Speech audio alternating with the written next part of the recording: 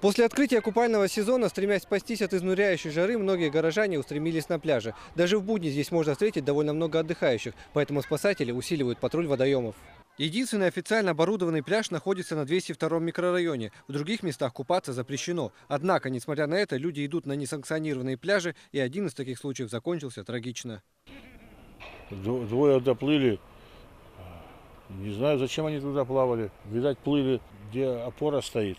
Один начал барахтаться, кричать. Один молодой человек, рыженький такой был, высокий. Он сразу прыгнул, потом побежал ближе. А пока плыл, уже тот пропал под водой. Все.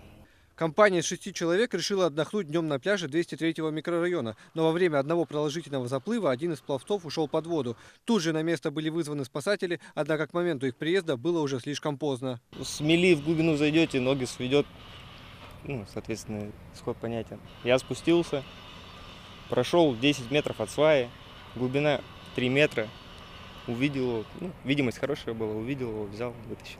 Среди общего числа утонувших уже есть 4 детей. По статистике, большинство несчастных случаев на воде с несовершеннолетними происходит из-за родительской беспечности. Взрослые, как правило, тонут на необорудованных пляжах или же в нетрезвом состоянии. Сегодня до обеда говорил, что 31 случай у нас по республике погибших на воде.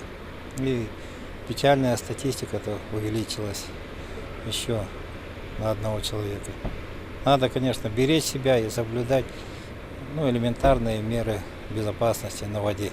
По словам спасателей, статистику можно изменить, прежде всего соблюдая элементарные правила. В противном случае остается лишь ждать водолазов. Футон Лариса, Иван Максимов, Вести, Якутск.